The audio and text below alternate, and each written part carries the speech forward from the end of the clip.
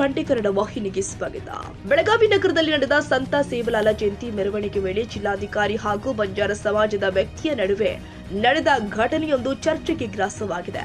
ನಗರದ ಅಶೋಕ ವೃತ್ತದ ಬಳಿ ಮೆರವಣಿಗೆ ಸಾಗ್ತಾ ಇದ್ದ ಸಂದರ್ಭದಲ್ಲಿ ಘೋಷಣೆ ಕೂಗುತ್ತಾ ಸಚಿವೆ ಲಕ್ಷ್ಮಿ ಹೆಬ್ಬಾಳ್ಕರ್ ಅವರತ್ತ ಸಾಗಲು ಯತ್ನಿಸಿದ ವ್ಯಕ್ತಿಯನ್ನ ಸ್ಥಳದಲ್ಲಿ ಇದ್ದ ಬೆಳಗಾವಿ ಜಿಲ್ಲಾಧಿಕಾರಿ ಮೊಹಮ್ಮದ್ ರೋಷನ್ ಅವರು ತಡೆದಿದ್ದಾರೆ.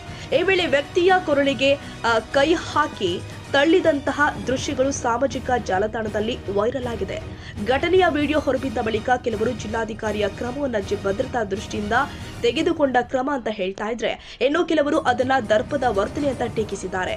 ಮೆರವಣಿಗೆಗೆ ಸಚಿವೆ ಲಕ್ಷ್ಮಿ ಹೆಬ್ಬಾಳ್ಕರ್ ಚಾಲನೆ ಕೊಟ್ಟಿದ್ರು. ಘಟನೆ ಮಾರ್ಕೆಟ್ ಪೊಲೀಸ್ ಠಾಣಾ ವ್ಯಾಪ್ತಿಯಲ್ಲಿ ನಡೆದಿರುವುದಾಗಿ ತಿಳಿದು ಬಂದಿದೆ. ಈ ಕುರಿತು ಅಧಿಕೃತ ಸ್ಪಷ್ಟನೆಗಾಗಿ ಸಾರ್ವಜನಿಕರು ಕಾಯುತ್ತಿದ್ದಾರೆ.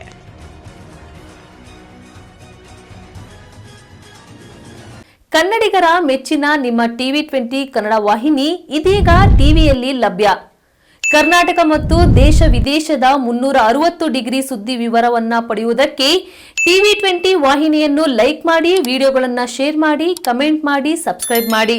HCN ಕೇಬಲ್ 842 ನಂಬರ್ನಲ್ಲಿ ಹುಕ್ಕೇರಿ ತಾಲೂಕು ಹಾಗೂ ಸಂಕೇಶ್ವರದ ಸುತ್ತಮುತ್ತಲಿನ ಹಳ್ಳಿಗಳಲ್ಲಿ ಲಭ್ಯ. PCN ಕೇಬಲ್ 129 ನಂಬರ್ನಲ್ಲಿ ಹಾರುಗೆರೆ ಸುತ್ತಮುತ್ತಲಿನ ಹಳ್ಳಿಗಳಲ್ಲಿ ಲಭ್ಯ.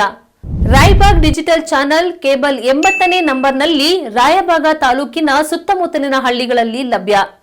UDCN ಕೇಬಲ್ ನೆಟ್ವರ್ಕ್ ಉಗಾರ ಸುತ್ತಮುತ್ತಲಿನ ಹಳ್ಳಿಗಳಲ್ಲಿ ನಿಮ್ಮ TV20 ಕನ್ನಡ ವಾಹಿನಿಯೂ ಲಭ್ಯ.